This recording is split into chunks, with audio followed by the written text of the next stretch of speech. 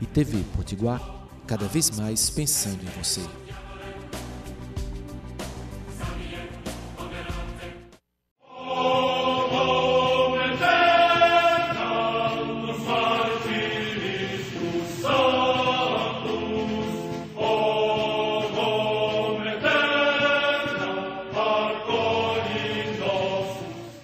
Salve Roma!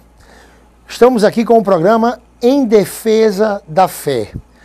A fé, ela sempre foi muito perseguida. Desde os primórdios, desde a era primitiva, a igreja foi muito perseguida. E até hoje ela é.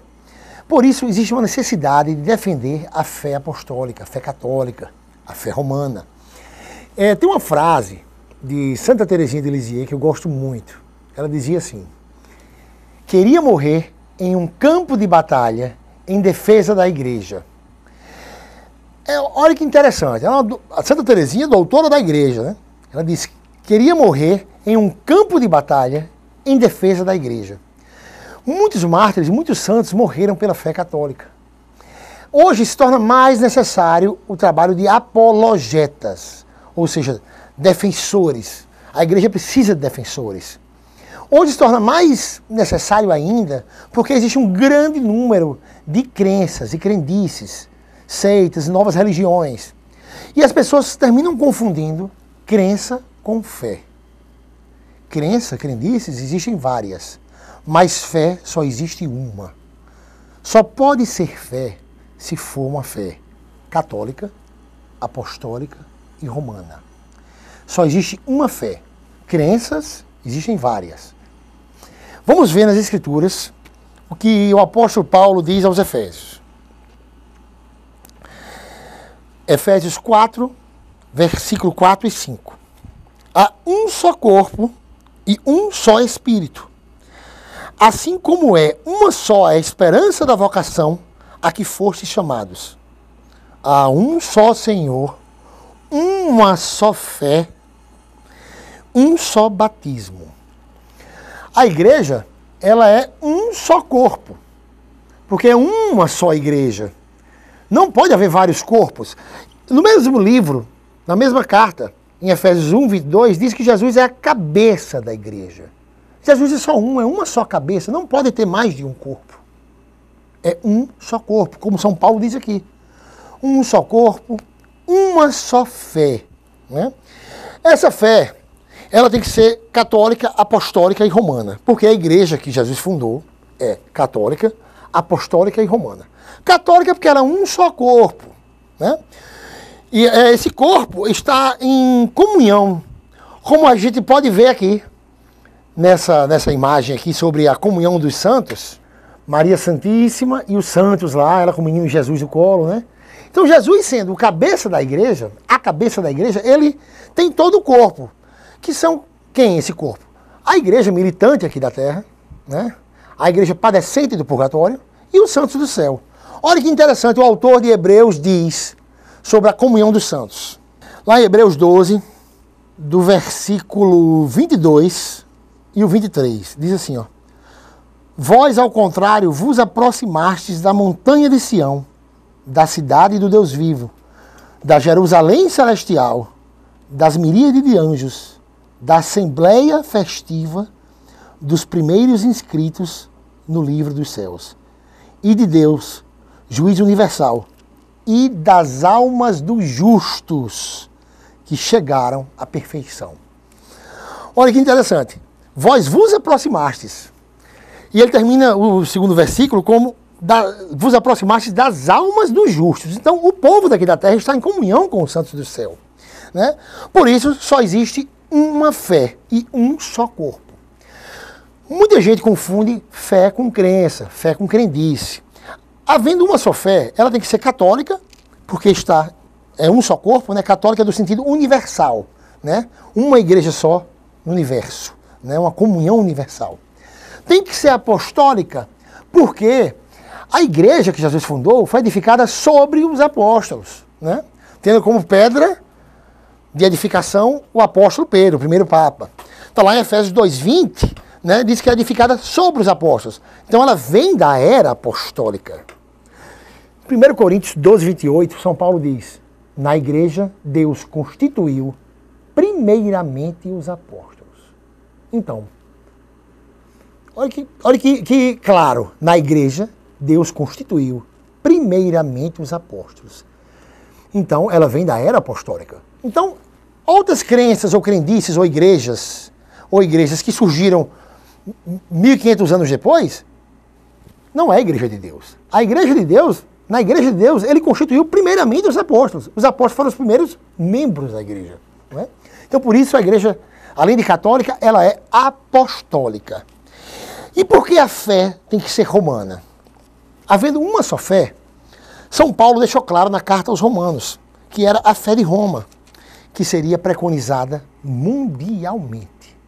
A fé de Roma se tornaria uma só fé mundialmente. Vamos lá. Romanos, carta aos Romanos 1:8. Romanos 1, versículo 8. Primeiramente, dou graças a meu Deus por meio de Jesus Cristo.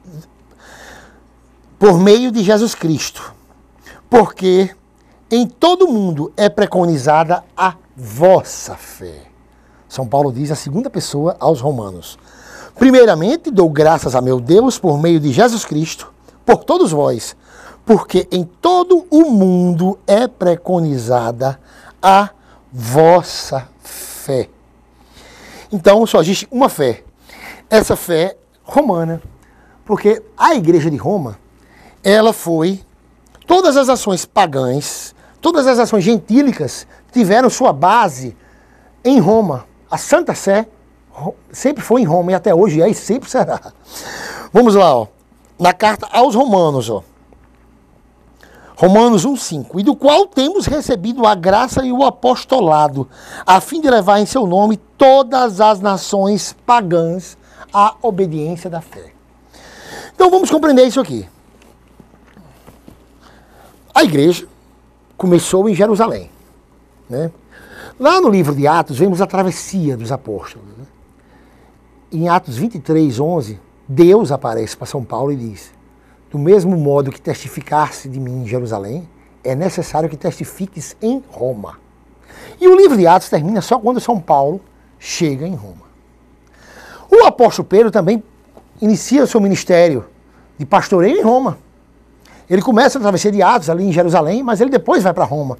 A carta de São Pedro, a primeira carta, ele escreve de Roma e ele chama a igreja que está em Roma de igreja eleita. Está em 1 Pedro 5:13. Se ele disse que a igreja de Roma é igreja eleita, ela é a esposa do Cordeiro. Ela é a noiva de Cristo. Dizer que Jesus tem mais de uma noiva, mais de uma igreja, é o mesmo que chamar Jesus de adúltero. Jesus é puro, ele só tem uma noiva. Só tem uma igreja eleita. Vamos entender. Primeira aliança, segunda aliança. Paulo diz em 2 Coríntios 3:6, né? Ele diz que eles foram feitos ministros da nova aliança. A primeira aliança, foi confiada ao povo judeu, né? Foi confiada ao povo hebreu, né? Vamos ver que interessante. Vamos abrir aqui em Mateus 21, né? Jesus conta aquela parábola dos vinhateiros homicidas, dos lavradores homicidas, né? Diz que o pai confiou a vinha a um povo, e o povo não cuidou daquela vinha, né?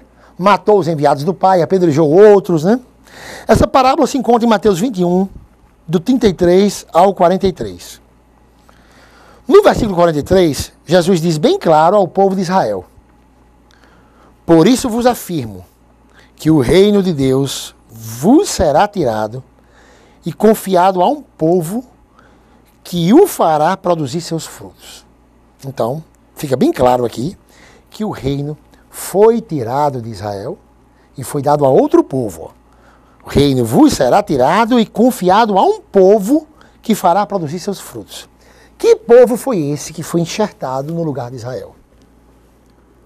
Então existe um povo, um só povo, uma só igreja que foi enxertada no lugar de Israel. Vamos lá. O apóstolo Paulo confirma que povo é esse. Na carta aos Romanos, em Romanos 11:17, Paulo diz que é a igreja romana que é enxertada no lugar de Israel. Então ela que é a dona do reino, que tem o monopólio do reino dos céus. O monopólio do reino de Cristo foi confiado à Igreja Romana. Papa João Paulo II, brevemente santo, o beato da igreja, que será canonizado agora, ele tem uma carta Missio Redemptoris, né? Fala sobre o ministério da redenção, né? Do Redentor. E ele deixa bem claro, logo no começo da carta, que esse ministério foi confiado à igreja. Vamos lá. São Paulo diz aos Romanos, em Romanos 11, 17. Diz na segunda pessoa, ó, que eles foram enxertados no lugar dos israelitas. E se algum dos ramos foram cortados, e tu, oliveira silvestre, fosse enxertada no lugar deles. E agora recebe a seiva da raiz da oliveira. E ainda diz assim, ó. Os ramos foram cortados para que... E porém dirás, em Romanos 11, 19, foram cortados os ramos para que eu fosse enxertada. Então, por que Deus deu o monopólio do reino para a Igreja Católica e Apostólica Romana? Porque os judeus não queriam compartilhar o reino, né? São Paulo diz, em 1 Tessalonicenses 2,15, que os judeus, 15,16, 1 Tessalonicenses 2, 15 e 16, que os judeus queriam impedir que pregassem a salvação aos gentios, né? Não queriam que a salvação se espalhasse para o mundo gentílico. E a igreja romana, Roma era o centro do mundo gentílico, o centro de todo o planeta gentílico. Então, rapidamente, já se espalhou o evangelho. Quando chegou no ano dos 200 ou para o 300, já existia 1.500 sedes episcopais com bispos espalhadas pelo mundo. Já tinham tido mais de 20 papas sobre a sucessão de São Pedro, né? Então, esse é o mistério de Deus. Ele tirou o reino de Israel e confiou o reino à Igreja Romana. É incrível como tem várias provas, né? Eu queria mostrar no próximo bloco a questão do obelisco. O obelisco do Vaticano é uma das provas nítidas, visíveis, de que a Igreja de Deus é a Igreja Católica Apostólica Romana. Vamos dar um intervalinho aqui e voltamos já com o programa Em Defesa da Fé.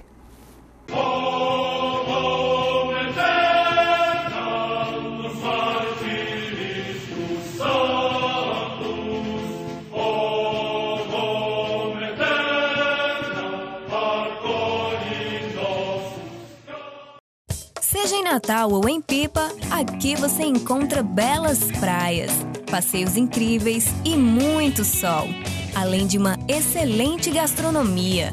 O paraíso é aqui. Venha passar momentos de intenso lazer. Entre em contato com a natureza. Seja para descansar ou se divertir, hospede-se conosco. Paradise Hotéis, Natal e Pipa, 4 opções para você.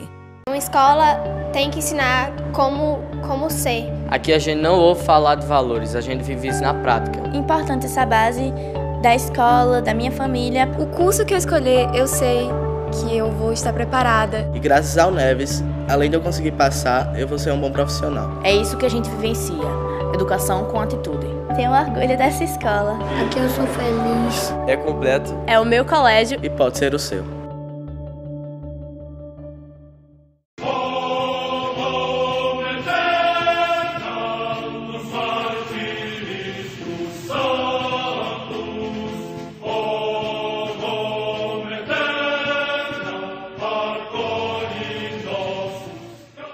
Estamos de volta com o programa Em Defesa da Fé. Como eu tinha falado no bloco anterior, eu vou mostrar aqui, biblicamente, historicamente, uma das provas visíveis sobre a Igreja de Deus na Terra, sobre o povo da Boa Nova, o povo do Evangelho na Terra. Uma das provas visíveis é o obelisco do Vaticano. O obelisco se encontra na Praça de São Pedro. O obelisco já foi citado nas Escrituras e temos provas, tanto nas Sagradas Escrituras como históricas, que o obelisco é uma representação de que ali se encontra o povo de Deus. Vamos mostrar aqui, primeiramente, nas Escrituras, para depois eu falar o que aconteceu com o obelisco no contexto histórico. Vamos lá. Aqui em Isaías 19, né? Isaías 19. Tá assim, ó. Naquele tempo, haverá um altar erguido ao Senhor em pleno Egito. Em suas fronteiras, um obelisco dedicado ao Senhor. Quando o povo de Israel estava escravizado no Egito, né, aprisionado pelos egípcios, eles cultuavam o Deus Javé, né, o Deus Altíssimo, diante do obelisco. Era lá que eles cultuavam Deus, né? E esse obelisco foi usado depois pelos egípcios para culto pagão, né? Esse egípcio foi tomado, né? Foi transportado de navio para Roma. Vamos lá. O imperador Calígula, né, entre o ano 37 e 41 depois de Cristo, transportou para um navio até Roma o obelisco. E foi erguido no Circo de Calígula, que futuramente se chamou Circo de Nero. E lá diante do obelisco foram mortos muitos cristãos da era primitiva, muitos católicos padeceram e morreram diante do obelisco. O obelisco foi uma testemunha silenciosa do martírio de São Pedro, né? São Pedro foi morto diante do obelisco. E perto do circo onde sepultaram o apóstolo, depois construíram no local a Basílica de São Pedro. Olha o que aconteceu. O obelisco continha inscrições Augusto e Tibério. Hoje não existem mais. Hoje só existem inscrições em latim. O obelisco foi levado por um papa para o Vaticano e o obelisco foi exorcizado com várias inscrições de exorcismo. Inclusive, a oeste do obelisco está escrito assim, ó: Cristo vive, Cristo reina, Cristo impera, Cristo defende seu povo de todo o mal. E a leste do obelisco está escrito uma frase de exorcismo que até foi usada por Santo Antônio de Pádua, né? Essa frase é o seguinte, em latim está assim no obelisco: Ecce crucem Domine, fugit partes adversae, vicit leo tribo Juda, né? Em português é: eis a cruz do Senhor, fujam inimigos, venceu o leão da tribo de Judá. Agora vamos lá. Como o obelisco se torna uma prova viva, uma prova visível, né, de que a Igreja de Deus é a Igreja Católica. Como eu mostrei em Isaías 19, então o obelisco, ele estava no Egito, né? E era onde o povo de Deus adorava a Deus lá, o povo de Israel, né? Tem uma profecia em Isaías que é perfeita. Lá em Isaías 61. Isaías, ele dá uma dica para sabermos quem será o povo de Deus da nova aliança. Quem será o povo da boa nova. Vamos lá. Vamos ver a dica que Isaías dá. Isaías 61, versículo 1. O Espírito do Senhor repousa sobre mim, porque o Senhor consagrou-me pela unção e enviou-me a levar a boa nova aos humildes. Vemos aqui, boa nova em grego, evangelion, né? Daí o termo evangelho. Vemos aqui que Isaías profetiza o evangelho, que vai ser pregado na vinda de Cristo. Olhe que dica Isaías dá para sabermos quem é o povo de Deus da nova aliança. Ele dá uma dica aqui, ó. Isaías 61, versículo 4. Reconstruirão as ruínas antigas, reerguerão as relíquias do passado. Esse povo da Boa Nova, segundo o profeta Isaías, vai reerguer as relíquias do passado. O obelisco era uma relíquia do passado e foi reerguido no Vaticano. Olha que confirmação, né? E outra dica que ele dá aqui, né? No versículo 3, dar-lhe-á um diadema. E no versículo 6 diz, e vós chamar-vos-ão sacerdotes do Senhor. Né? Então fica bem claro aqui quem é o povo do Novo Testamento, o povo da nova aliança. Né? Interessante que muitos católicos, né, edificados na fé, quando tem uma fase que a fé se abala, né, por algum motivo pessoal, algum problema, eles se tornam frágeis. Se tornam frágeis para que homens devorem, né? Que doutrinas humanas puxem, tirem do rebanho de Deus e levem para um rebanho, para um aprisco humano, né? Olha que interessante. Deus, ele sempre alerta contra divisões, né? Porque a igreja, como eu mostrei lá em Efésios, é um só corpo, um só Senhor, uma só fé, um só batismo. Lá em Efésios 4. E logo depois, no mesmo capítulo, São Paulo dá uma dica, dá um conselho, ele nos exorta à unidade. Efésios 4:14. Assim não seremos mais crianças, joguetes das ondas, agitados por todo o vento de doutrina, presos pela artimanha dos homens e da astúcia que nos induz ao erro. Paulo faz essa exortação porque ele sabia muito bem que a pessoa com a fé abalada, ela fica uma presa fácil. Ela fica uma presa fácil para os homens, né? Eu mesmo, quando eu era pastor protestante, a primeira igreja que eu fiz um galpão lá em minha casa era em Tirol. Depois eu tive outro ponto de pregação em Areia Preta, outro em Satélite. Mas quando eu era pastor protestante, eu via que o católico com a fé abalada era muito fácil. Era muito fácil para a gente fisgar, né? E eu me lembro que eu sou muito devoto de Santa Teresinha de Lisieux. Eu acho que eu ter botado minha primeira igreja em Tirol foi uma afronta, porque Santa Teresinha é padroeira do Tirol. E eu sei que ela intercedeu por mim, para que eu viesse para o rebanho de Deus, para o redil dos santos, para a igreja que Jesus fundou, né? E às vezes iam católicos lá e eu queria converter o protestantismo de todo jeito, né? Até que um dia Deus me mostrou a verdade, né? Que só, como diz lá em João 10:16, haverá um só rebanho e um só pastor. Então, permanecemos firmes na doutrina, na sã doutrina católica, né? Vocês que têm catecismo em casa, vejam o catecismo 817, o problema, o quanto é uma perdição, a ruptura, né? Então, vários tipos de cisões existem, né? Uma delas é a apostasia, a outra é o cisma. Então, catecismo número 817. O catecismo é a interpretação da Bíblia, né? O catecismo é a perfeita interpretação da Bíblia, para que você não tenha uma interpretação individual. Através das interpretações individuais, os homens já fundaram mais de 50 mil doutrinas diferentes.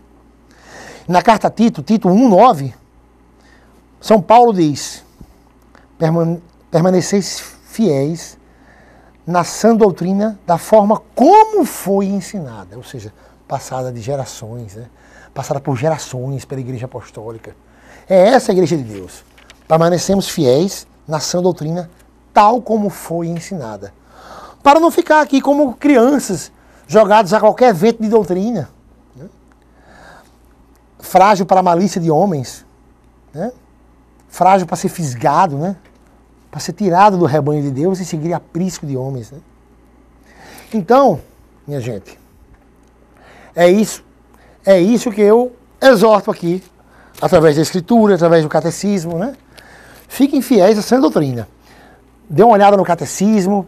Aqui tem todas, você pega qualquer assunto, né? Confissão, seja o que for, você encontra aqui no catecismo e vê a verdadeira interpretação, com os versículos, tudo anotado, para que não interpretem de forma individual.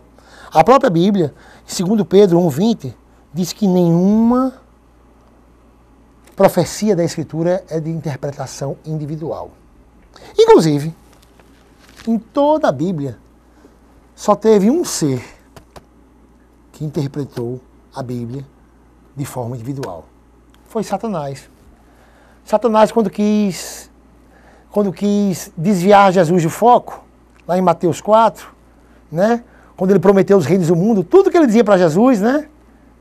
Pule daí, né? Transforme pedra em pão. Ele dizia, pois está escrito que Deus mandará seus anjos. Então, Satanás foi o único que usou a Escritura de forma individual. Vê que lá em Atos 8, quando o diácono Felipe se aproxima do eunuco, ele pergunta, entendes o que está lendo? O eunuco estava lendo Isaías. E o diácono Felipe perguntou, entendes o que está lendo? O eunuco foi tão humilde que disse: como posso, se não tem quem me explique, né? Não tem quem me ensine? Daí o termo catecismo, de katachel, do grego, de explicar, ensinar, né? Se o eunuco fosse interpretar de forma individual, ele ia ver Jesus a seu modo, ia ter uma doutrina a seu modo, mas ele foi de acordo com a interpretação do diácono Felipe, que é uma só interpretação da Una Santa Igreja Católica. Então fiquem todos com Jesus e Maria e tenham um excelente dia. Até a próxima com o programa Em Defesa da Fé.